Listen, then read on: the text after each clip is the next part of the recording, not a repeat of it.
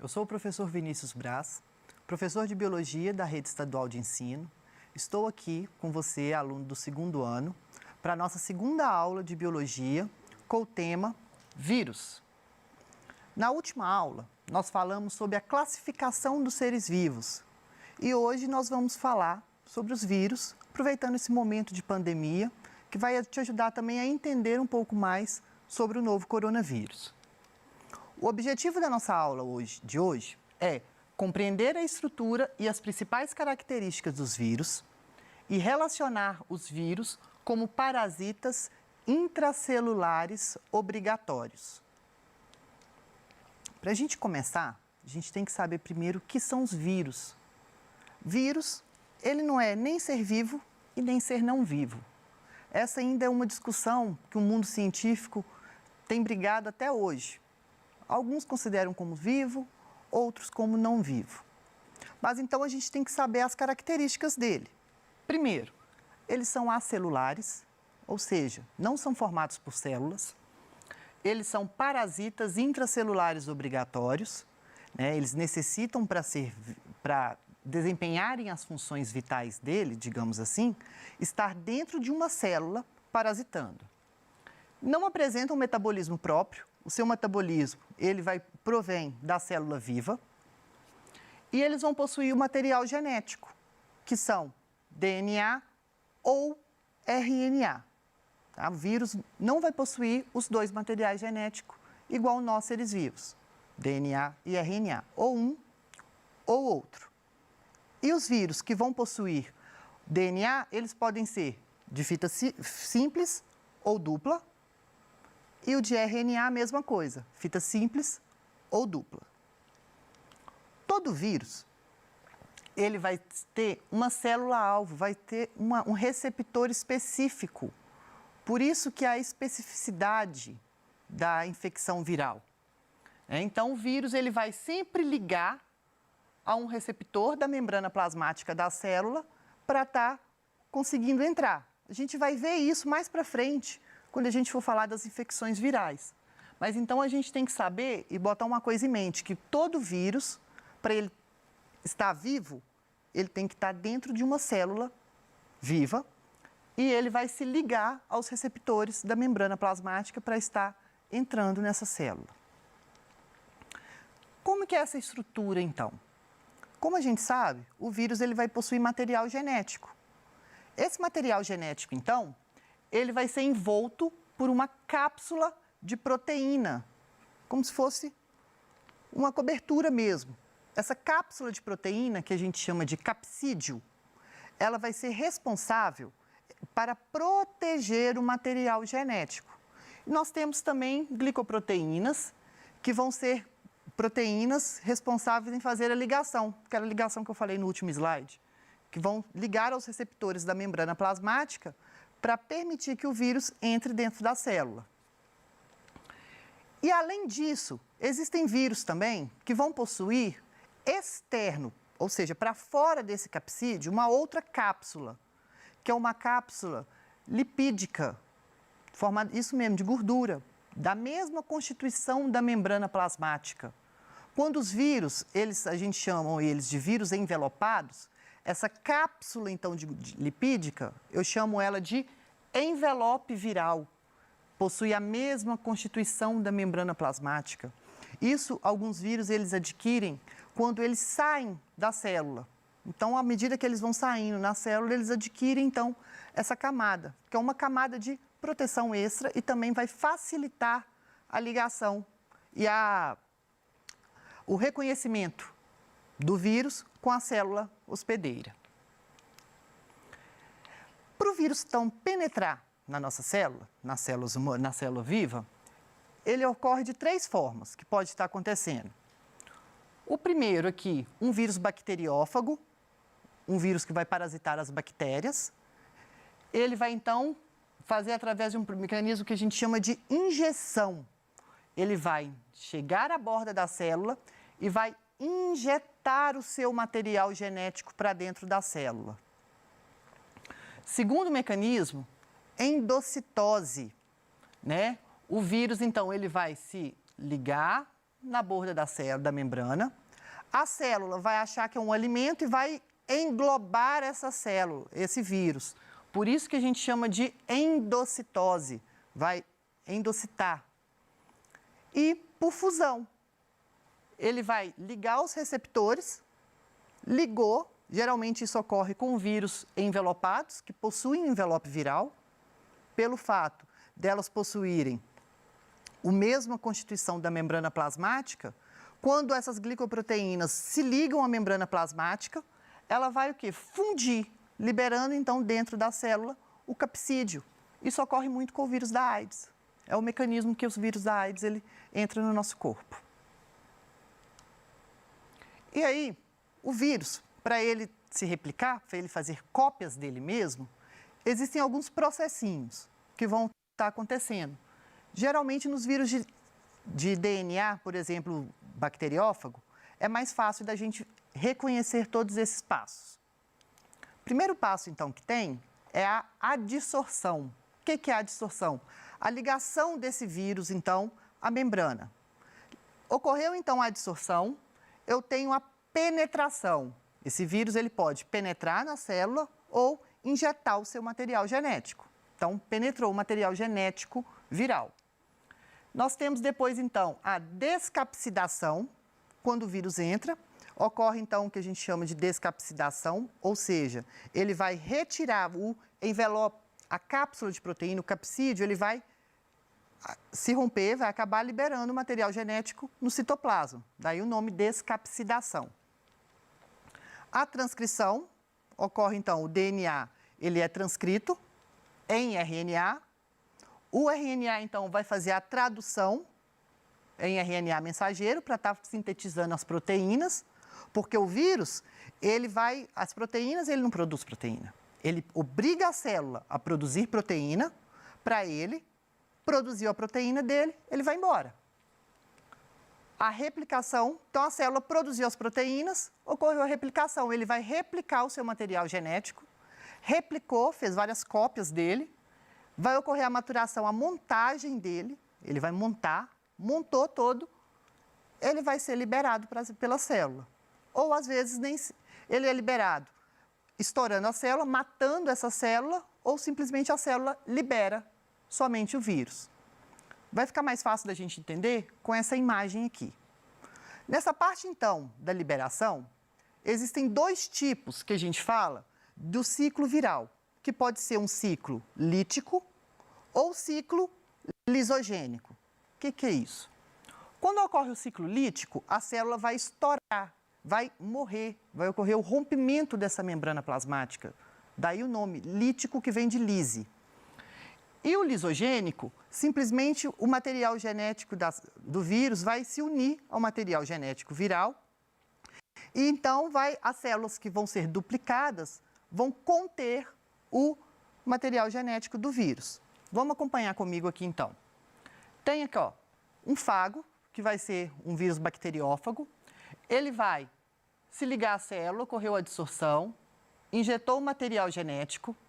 O material genético vai se ligar ao material genético do vírus, da célula.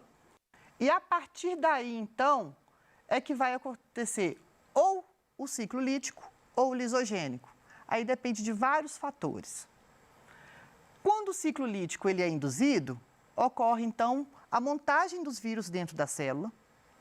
Os vírus, então, eles ficam todos dentro da célula até chegar a um ponto que ocorre a lise e libera esses vírus na corrente sanguínea ou no organismo, para que novos vírus infectem novas células.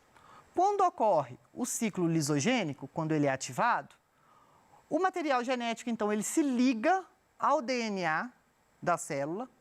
Essa célula, então, ela começa a se duplicar, ela reproduz normalmente, vai se duplicando e vai transmitir, então, esse material genético do vírus para as outras células.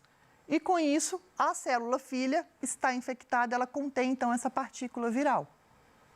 Tá? Então, são esses dois tipos de ciclo de vida, digamos assim, dos vírus.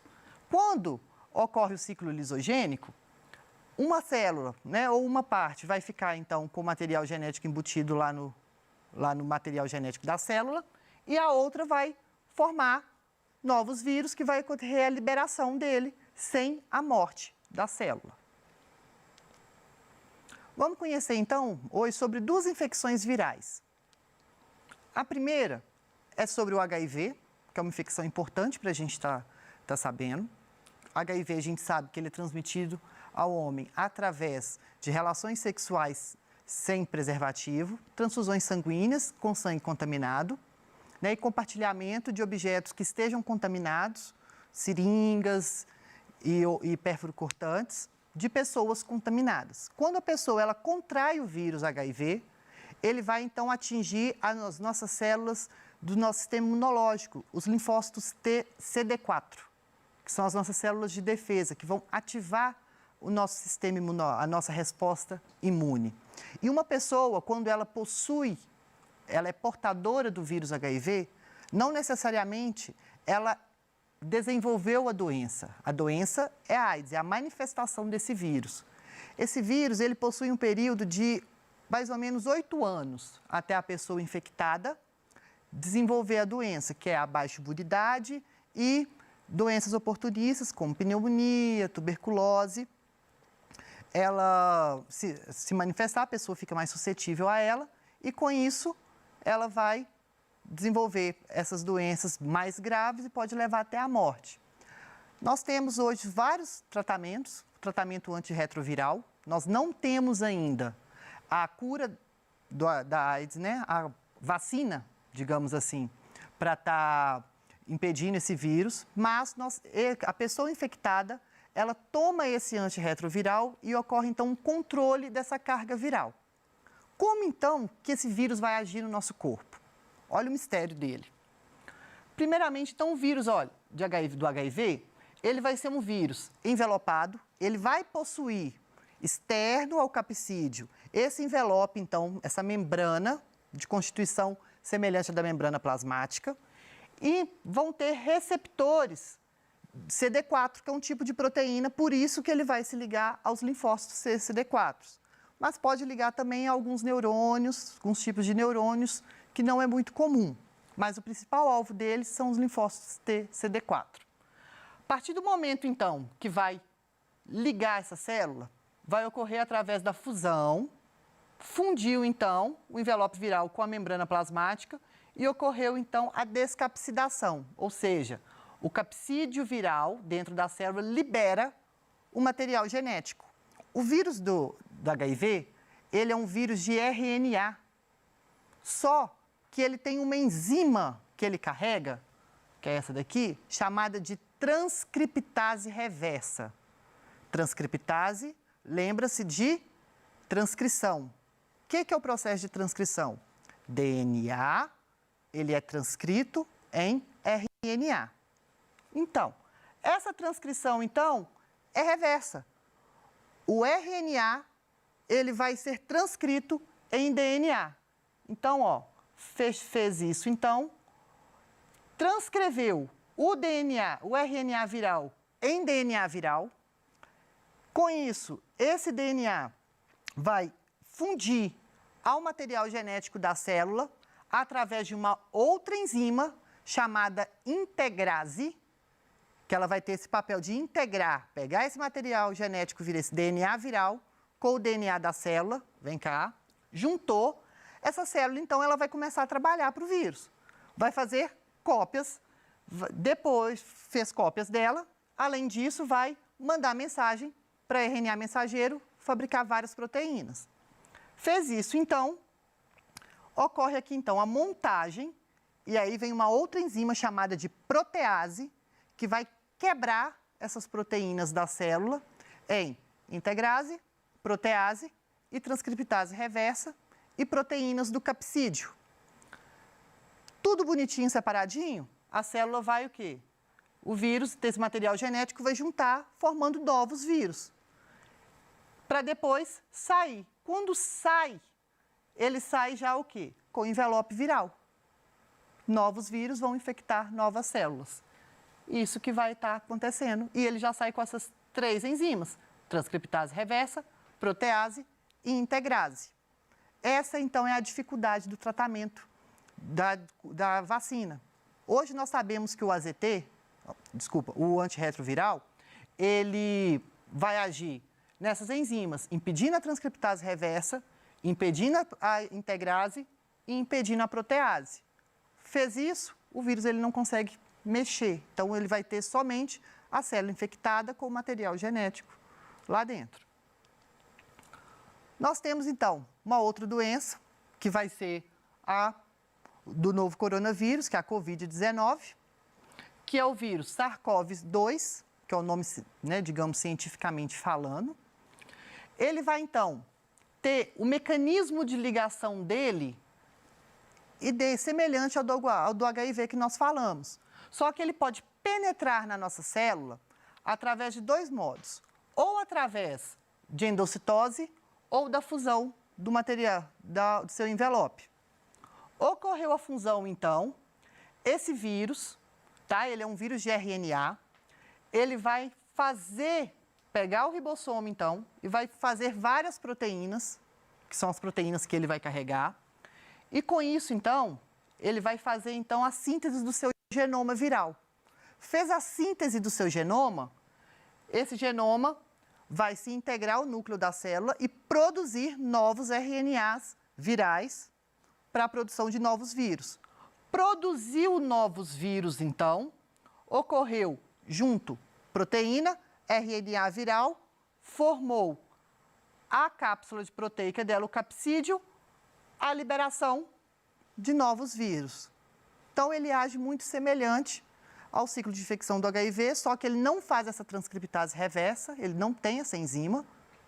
Por mais que ele é um vírus de RNA, ele não tem essa enzima, tá? Mas ele vai atingir as nossas células pulmonares, né, do nosso trato respiratório superior, causando, então, a Covid-19 ou a síndrome respiratória aguda grave, que já foi conhecida desde 2002 no mundo.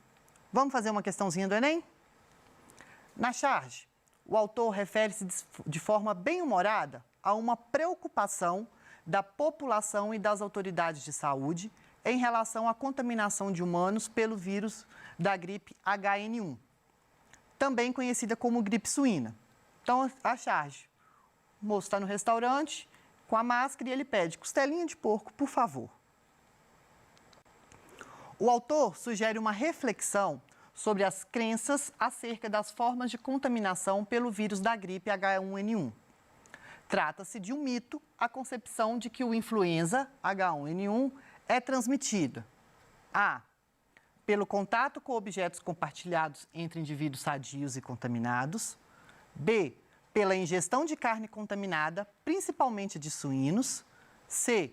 Por meio da ingestão de alimentos contaminados pelas mãos de portadores do vírus durante a preparação ou manuseio, d. Pelo ar, juntamente com partículas de poeira em suspensão, gotas de saliva e secreção nasobucal, e. Pelo contato direto entre os fluidos de indivíduos sadios e portadores do vírus. Então, aqui é um mito. Quem acha que o H1N1 ele é transmitido através do consumo da carne de porco, ela ficou conhecida como gripe suína. A gente sabe que tem origem em aves, só que o mesmo vírus que parasita aves não consegue parasitar o nosso corpo, mas parasita porcos, com isso entrou em contato com o vírus que parasita humanos e ocorreu essa mutação, essa modificação na gripe suína. Então, nós sabemos que a transmissão do H1N1, ele ocorre de pessoa para pessoa, é uma gripe. Como que a gente pega gripe? Contato, gotículas, através pelo ar. Geralmente, tosse, espirro, contato com objetos ou alimentos contaminados pela pessoa. Então, a pessoa contaminada, sem querer, ela tossiu e não colocou a mão. Aí, esse objeto está contaminado. Você pegou a mão, a pessoa tossiu com a mão na boca, esqueceu de lavar, passar o álcool para ocorrer a desnaturação, pegou na mão da outra pessoa, está aí contaminado. Mesmo processo de prevenção contra o coronavírus. Por isso a importância, tossir sim, passar álcool gel, higienização das mãos e dos objetos. Então, a resposta correta é a letra B, pela ingestão de carne contaminada, principalmente a de suínos. Esse vai ser, então, o mito que a questão trata. Tem uma outra questão para a gente resolver, mas não vai dar tempo. Deixo essa daqui para vocês resolverem depois. E até a próxima. Espero que tenham gostado.